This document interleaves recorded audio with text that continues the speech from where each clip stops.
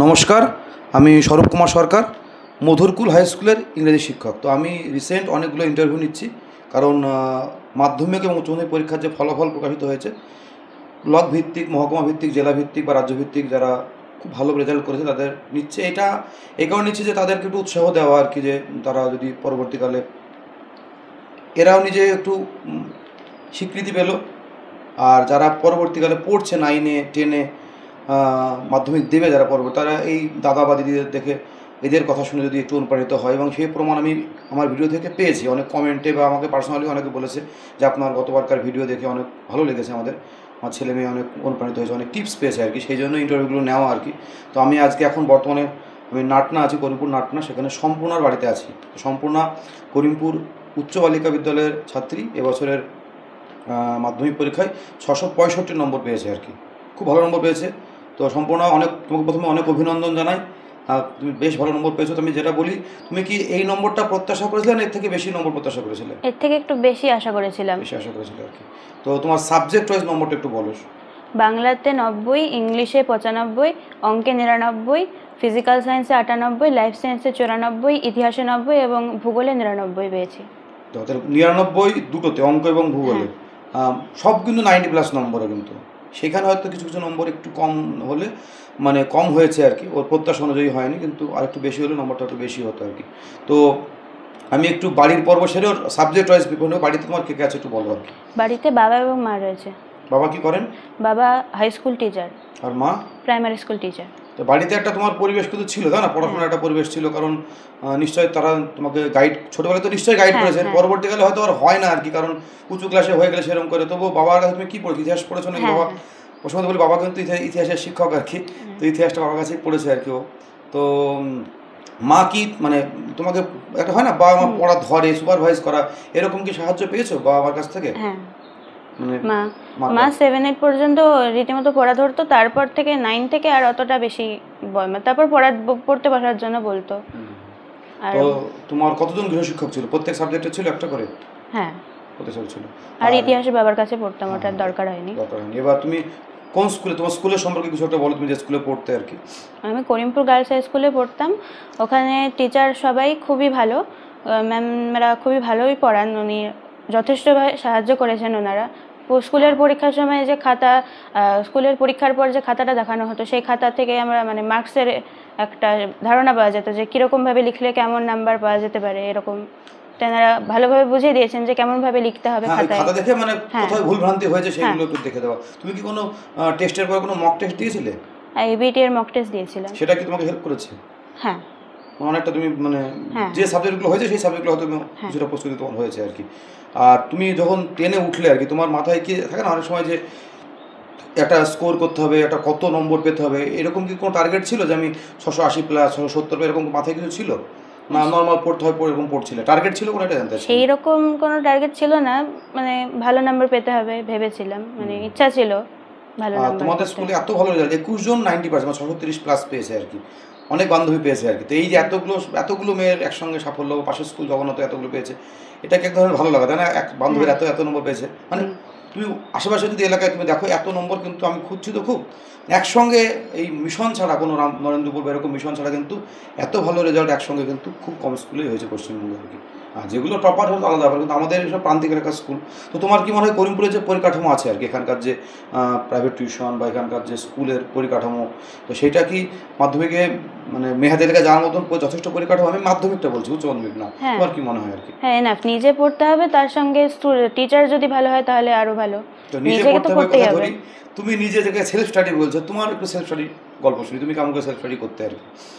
আমি ওই পড়তাম মানে টেক্সট বই ধরে ধরে। হ্যাঁ, টেক্সট বই বেশি পড়তাম। পরীক্ষার আগে, পরীক্ষার একদম আগে তখন দিনে 6-7 ঘন্টা, এমনি নর্মাল রেগুলারলি 2-3 ঘন্টা পড়তাম, টিউশন সমস্ত বাচ্চা দিয়ে। হ্যাঁ। আর তুমি একটু সাবজেক্ট ওয়াইজ প্রিপারেশনে যাই, বাংলা তুমি গ্রামার বা কোন বই ফলো করতে বাংলার জন্য? বাংলা বই স্যার তো বুঝিয়ে দিতেন খুবই ভালোভাবে, আর নোটস দিয়ে দিতেন, সেটাই ফলো করতাম। আর রচনা কি তুমি রচনা লেখার জন্য আলাদা কোনো প্রস্তুতি নিয়েছিলে, নিজে লেখা বা এরকম কিছু রেডি করা, এরকম কিছু? স্যার দিয়েছিলেন রচনা, এখন রচনা তো পুরোপুরি মুখস্থ করা যায় না, সেখান থেকে ধারণা নিয়ে লিখেছিলাম। ধারণা নিয়ে লেখা প্র্যাকটিস করা আর কি। আচ্ছা, এবার ইংলিশে সব থেকে দুটো দুটো জায়গা ছেলেমেয়ে কঠিন মনে করে। একটা হচ্ছে ওয়ার্ড মিনিং, 4টে ওয়ার্ড মিনিং থেকে 8 নম্বর। তো ওয়ার্ড মিনিংয়ের জন্য যেটা আমিও বলি যে ডায়েরিতে লিখে প্র্যাকটিস করতে আর কি। তোমার ক্ষেত্রে কী ছিল ওয়ার্ড মিনিংয়ে? তুমি ইংরাজিতে কত পেয়েছো জানো? 95। অনেক ভালো নম্বর পেয়েছো ইংরাজি, 95, মানে 5 নম্বর মতো কম ছিল। তাহলে তোমার কি ওয়ার্ড মিনিং সবগুলো হয়েছিল না? হ্যাঁ, সব ঠিক সব হয়েছিল। ঠিক হয়েছিল আর কি। তো একটা দুটো কিন্তু অনেকের ডাউট ছিল, যেটা মিশন বা টার্গেট হ্যাঁ, ওই যে ওই হ্যাঁ, জায়গাটা ডাউট ছিল অনেকের। তো তুমি ওয়ার্ড মিনিংয়ের জন্য তুমি কি প্রস্তুতি নিয়েছিলে ওয়ার্ড মিনিংয়ের জন্য স্পেশালি? আলাদা করে কোনো প্রস্তুতি তো নিইনি। কোয়েশ্চেন ব্যাংক, টেস্ট পেপারে আনসিন ভালো করে পড়লেই, মানেগুলো সবগুলো জানার চেষ্টা করলেই ঠিকঠাকভাবে হয়ে যায়। তো এইগুলো যে যখন তুমি করছিলে কোশ্চেন ব্যাংকগুলো, আনসারগুলো, সেগুলো কি পরে খাতায় নোট ডাউন করেছিলে যে ওয়ার্ডগুলো না মনে মনেই থাকতো আর কি? না, না, বই একটু দেখে নিতাম মাঝে মধ্যে বইগুলো। হ্যাঁ, বই দেখে নিতে। আর রাইটিং 3টে থাকে আর কি। হ্যাঁ। সেই রাইটিংয়ের জন্য কি কীরকম প্রস্তুতি ছিল রাইটিংয়ের জন্য? রাইটিং নিজেই লিখতাম, নিজেই লিখতে হবে। ছোটবেলা থেকে নিজেই লিখি। নিজে লিখতে হবে। এবং এই যে রাইটিং নিজেই লেখা, ও যেটা বলছে এটাই কিন্তু ভালো নম্বর পেতে একটু সাহায্য করে। কারণ মুখস্থ রাইটিং লিখলে এটা অ্যাভারেজ নম্বর হয়। আমি এটা প্রুভড হয়েছে। যতগুলো আমি ইন্টারভিউ নিলাম ইন্ডিয়া, যারা 95, 96, 97 পেয়েছে, প্রত্যেকেই কিন্তু রাইটিংটা নিজে লিখছে আর কি। তো এটা আমি বলবো, যারা দেখছে তারা রাইটিংটা কিন্তু এখন থেকে, যারা 10-এ পড়ছো, 9-এ পড়ছো, রাইটিং এখন থেকে নিজে লেখা অভ্যাস করো। আবার একটা প্রমাণ পেলাম, ও ইংরেজি 95 পেয়েছে আর কি। তাই তো? ঠিক বলছি তো? রাইটিং একটু মানে ওই পয়েন্ট দেখে দেখে নিজের ভাষায় লেখা আর কি, একদম পুরো মুখস্থ না করে। সেখানে একটা সময় নিজে লেখা অভ্যাস হয়ে যায়, হ্যাঁ, অসুবিধা হয় না। অসুবিধা হয় না আর কি। তো এই অভ্যাসটা তোমার কোন ক্লাস থেকে হয়েছে? 8, 9 কোন ক্লাস থেকে? 7-8 থেকে 7-8 থেকে ঠিকঠাক। মোটামুটি অভ্যাসটা হয়েছে আর কি। তো খুব ভালো লাগলো তোমার কথা শুনে। এবার তোমার আসি, অঙ্কে তুমি 99 পেয়েছো। হ্যাঁ। তো অঙ্কে কোনো বিশেষ প্রস্তুতি ছিল যে অঙ্কে তুমি 1 নম্বর হয়তো 100 ধরো হয়ে গেছে আর কি? তো এটা খুব কষ্টের ব্যাপার। দুটোতে 99 আর কি। তো একটু আক্ষেপ আছে যে একটা 100 হলে ভালো হতো। হ্যাঁ, শর্ট কোয়েশ্চেন ভুল করে ফেলেছিলাম ও, খুব। একটা ভুল হয়েছিল না? তো জানতে তুমি এরকম একটা ভুল আছে আর কি। হ্যাঁ। তো ঠিকই আছে। আর এবার তোমার অঙ্কের জন্য তুমি কি প্রস্তুতি নিয়েছিলে? বিশেষ করে অঙ্কের জন্য এত ভালো নম্বর পেলে অঙ্কে? অঙ্কে উদাহরণের অঙ্ক এবং অনুশীলনের অঙ্ক সব ভালোভাবে করেছি। আর তারপর question bank, volume 2 question bank, তারপর যত রকমের টেস্ট পেপার সব অঙ্ক করেছি, মানে সব অঙ্কই করেছি, কোনো অঙ্ক বাদ দিইনি। মানে প্র্যাকটিস করেছি সব। প্রচুর প্র্যাকটিস করেছো আর হ্যাঁ। কি, অঙ্ক প্রচুর প্র্যাকটিস করেছো আর কি। এবার ভৌতবিজ্ঞানের ক্ষেত্রে তুমি কোন টেক্সট বই ফলো করতে আর কি? ভৌতবিজ্ঞান অভিনব। অভিনব বইটা খুব ভালো, সবাই ওটাই বলছে। ভট্টাচ ব্রাদার্সের যে বইটা আর কি, একটাই টেক্সট বই না আরও 2-একটা বই থাকতো পাশে? ওইটা পড়তাম, আর ওই একটু এক্সট্রা নলেজের জন্য সহায়িকা দেখতাম। সহায়িকা দেখতে আর কি, সহায়িকা দেখতে। অভিনব বইটা সবাই বলছে বইটা খুব ভালো বই আছে। এবার হচ্ছে জীবনবিজ্ঞানে কোন বই তুমি ফলো করতে? টেক্সট বই? ছায়া আর সাতরা। ছায়ার সাথে দুটো বই কনসাল্ট করতে। আর রেফারেন্স বইকে সাহায্য নিতে না? স্যার যা বুঝিত সেটাই সাফিসিয়েন্ট ছিল? স্যার বোর্ড ওয়ার্ক করে দিতেন, সেটা সাহায্য করতো, আর রেফারেন্স একটু দেখতাম। হ্যাঁ, দেখতে আর কি। আর হচ্ছে তোমার হচ্ছে ইতিহাসে তো বাবাই ছিল। হ্যাঁ। বাবা তোমাকে কোন বইটা, ইতিহাসে অনেক টেক্সট বই বাজারে পাওয়া যায় আর কি, তার মধ্যে বেছে নেওয়া কিন্তু সত্যিই খুব মুশকিল, কোনটা পড়বো? তো সেই ক্ষেত্রে তুমি কোনটা বই প্রেফার করতে আর কি? টেক্সট বুক তো ওই শচীন মণ্ডলের হ্যাঁ, যে বিপ্লব বইটা। সেনের যে বইটা, হ্যাঁ, সচিন হ্যাঁ, মন্ডলের যে বইটা, ওই বইটা বেশি ভালো করতে আর কি। ওটা আর ছায়ারটা একটু পড়তাম। আর ভূগোলের ক্ষেত্রেও তাই। ভূগোলে যেরকম আমি যতটুকু জানি মোদকের বই হ্যাঁ, আছে, হ্যাঁ, হ্যাঁ। মোদকের বইটা বেশি ভালো করতে, কিন্তু প্রচুর তথ্য থাকতো, সেখান থেকে তো বেছে নেওয়া খুব মুশকিল, তাই না? ভালো লাগতো ভূগোল পড়তে, তো অসুবিধা হতো ভালো না। লাগতো। হ্যাঁ। ভূগোল তো 99 পেয়েছো। তো ভূগোলে অনেকে 100 পেয়েছে। ভূগোলে আমি দেখলাম পরিসংখ্যা ভূগোলে পশ্চিমবঙ্গের মধ্যে সব থেকে বেশি 100 ভূগোলে পেয়েছে, সংখ্যাটা প্রায় 40,000-এর উপরে আর কি। তো ভূগোল নম্বরটা, ভূগোলের জন্য তুমি কোনো ছিল প্রস্তুতি, ম্যাপ বা এইগুলো কি কীরকম প্র্যাকটিস করেছে, বা এরকম লিখে প্র্যাকটিস করা? অনেক প্র্যাকটিস করেছি। প্রচুর প্র্যাকটিস, না? তো ওইটা টেক্সট বই দেখে সমস্ত পেজগুলো করেছিলে নাকি? হ্যাঁ, টেস্ট পেপার দেখে সব পড়েছিলাম।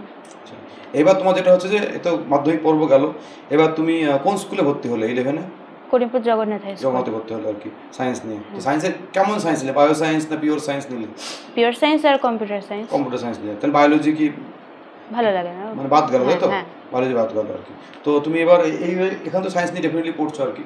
তো তোমার বাবার সঙ্গে কথা সূত্রে ধরে বলছি, তোমার একটা বাইরে যাওয়ার একটা ভাবনা ছিল আর কি, বাইরে পড়তে যাওয়া। বাইরে বলতে কোনো কলকাতার দিকে বা কোনো বা রাজস্থানে, কোটাতেও হতে পারতো আর কি। তো সেইখানে দাঁড়িয়ে না ওইরকম ভাবনা হলে, যদি আমি মনে করি যে আমি কোচিং নেবো যেই মেনে, তাহলে আমার এলএনএ কে কোটায় যাওয়াই ভালো, সব থেকে ভালো হবে, যেখানে একদম মেন সেন্টার, সেখানে তাই ভাবনাটা কিছু নেই, বাইরে যখন যেতে হবে কোটাতে যাওয়াই ভালো আর কি। তো সেখানে সব থেকে বেশি যেটা প্রবলেম হয় মানিয়ে নেওয়াটা, পরিবেশের সঙ্গে খাওয়া মানিয়ে নেওয়া। তো যেহেতু তোমার বাবার সঙ্গে কথা হচ্ছিলো, সেই সূত্র ধরে কথাটা আমি তুললাম আর কি। তো তোমার কেন তুমি গেলে না, আর কেন তুমি থাকলে, সেই প্রশ্ন তুমি স্পেসিফিকলি বলো আর কি। বাড়িতে থাকলে তো বাড়িতে কমফর্টলি যেরকমভাবে সেরকমভাবে থাকা, খাওয়ার ব্যাপারটা যা ইচ্ছা তাই খেলাম, বাবা মার সাহায্যও থাকছে, কোনো অসুস্থ হয়ে পড়লে বাবা মা দেখতে পারবে। কিন্তু বাইরে গেলে তো নিজেই নিজেকে ট্রিট করতে হবে, সেটা একটা সমস্যা। হোস্টেল মেট কীরকম হবে সেটাও সমস্যা। ওই জন্য আর বাড়িতেই থাকলাম। রাত জেগে পড়তে না ভোরবেলায় পড়তে? কারণ হোস্টেল মেট কথা বললাম বলে হোস্টেলে থাকলে রাত জাগার আবার থাকে, মানে ওই লাইফস্টাইল একটু চেঞ্জ হয়ে যায় আর কি। তুমি বাড়িতে কিরকম পড়তে, কোন সময় পড়তে পছন্দ করতে বেশি? বাড়িতে রাত জেগে পড়া না সকালে উঠে পড়া? রাতে। রাতেই পড়তে বেশি আর কি। তো হোস্টেলের সঙ্গে তোমার খাপ খেয়ে তো অসুবিধা ছিল না আর কি। তো এইবার তারপরে তুমি ধরো এরপর তুমি কি ভাবছো, যে এই মেন এরকম অ্যাডভান্স দিয়ে তারপরে কি কিরকম ভাবছো, আইআইটি বা এরকম কিছু ভাবছো আইআইটি তো যদি চান্স পাওয়া যায় হ্যাঁ, নাকি? সেটা- দেখ কি পড়বে, কম্পিউটার সায়েন্স নিয়ে পড়ার ইচ্ছা আছে নাকি? কম্পিউটার সায়েন্স না হলে অ্যারোনটিক্যাল ইঞ্জিনিয়ার। এরকম ইচ্ছা আছে? হ্যাঁ, হ্যাঁ। তো তার জন্য তো এই প্রস্তুতি দরকার আছে আর কি। আর তোমার হচ্ছে যে এই লাস্টের দিকে চলে এসেছি, একদম শেষের দিকে। তো যারা ধরো পড়ছে পরবর্তীকালে পড়বে আর কি, মানে তোমার বোনেরা বা ভাইয়েরা আর কি, তাদের জন্য তোমার তরফ থেকে কিছু টিপস দাও, যে তুমি কেমন করে প্রস্তুতি, মক টেস্ট কেমন করে দিতে, সিলেবাসটা কখন তুমি টেনে শেষ করলে, তার একটা ব্যাপার থাকে না, যে টেনে উঠে আমি সিলেবাসটা কত দিনে শেষ করলাম, তারপরে টেস্টের আগে আমি কতবার রিভাইজ দিতে পারলাম, বা টেস্টের পরে আমি কতগুলো মক টেস্ট দিলাম আর কি, তখন আমি কেমন করে রুটিন করেছিলাম, এই যে টোটাল একটা তোমার মতো করে ছিল প্রস্তুতি, ডেফিনেটলি ছিল আর কি। তো সেইটা একটু বলো, তুমি টিপস দাও যারা পড়ছে তাদেরকে একটুখানি। প্রথম থেকেই ভালোভাবে পড়তে হবে, সেলফ স্টাডিটা বেশি প্রয়োজন। আর টিচারদের কাছ থেকে সায়েন্সের বিষয়গুলো কনসেপ্ট খুব ভালোভাবে বুঝে নিতে হবে এবং সেগুলো মাথায় রেখে দিতে হবে, ভুলে গেলে চলবে না। আর সবসময় 10-এর পড়া না, একটু বেশি অ্যাডভান্সে গিয়ে উঁচু ক্লাসের পড়াটা একটু এগিয়ে নিলে ভালো হয়, কারণ মাধ্যমিক লেভেলে যা পড়াটা সেটা টেস্টের আগে নভেম্বরে কিংবা অক্টোবরে খুব সহজেই শেষ করে নেওয়া যায়, সেটাতে অসুবিধা হয় না। তো এরকমই নিজেই পড়তে হবে। উঁচু ক্লাস বলতে আমি এটা স্পেসিফিক উঁচু ক্লাস যেটা বললে আর কি, সেইটা মানে কি তুমি ওই পার্টিকুলার টপিকটার উপর উঁচু ক্লাস পড়তে বলছো না? মানে ওই টপিকটার ওই উপর টপিকটার উপরে একটু এক্সট্রা নলেজ এক্সট্রা পড়া, এটাই আমি জানতে চাইছি। ও সেখানে এখনো ইতিহাস ভূগোল সব সাবজেক্টের ক্ষেত্রেই প্রযোজ্য আর কি। যে আর্টস নিয়ে পড়তে চায় সে ইতিহাস ভূগোল এক্সট্রা পড়বে, যে আর সায়েন্স নিয়ে পড়তে চায় সায়েন্স নিয়ে পড়বে। তো তুমি অঙ্ক বই কতদিন আগে শেষ করেছিলে, অঙ্ক বইটা সমস্ত অঙ্ক? অঙ্ক সেকেন্ড টার্ম এক্সামের আগে শেষ হয়ে গেছিল, পুরো বই শেষ হয়ে গেছে সমস্ত অঙ্ক, তারপরে পুরো প্র্যাকটিস চলেছে আর কি। হ্যাঁ। তো সব সাবজেক্টের ক্ষেত্রে এরকম হয়েছে তাই না? মানে যারা যদি ভালো রেজাল্ট করতে চায় তাহলে মোটামুটি সেকেন্ড টার্মের পরে সিলেবাসটাকে শেষ করতে হবে, এটা একটা লক্ষ্য থাকতে হবে। সেকেন্ড টার্মে আগেই অঙ্কটা শেষ করেছিলাম। তো এটাই যারা পরবর্তীকালে কাটবে আর কি, তারা এবার টার্গেট থাকতে হবে একটা, যে পড়া গোটা বছরে একটা প্রস্তুতি থাকা যায়, তবে তো রেজাল্ট ভালো হবে আর কি।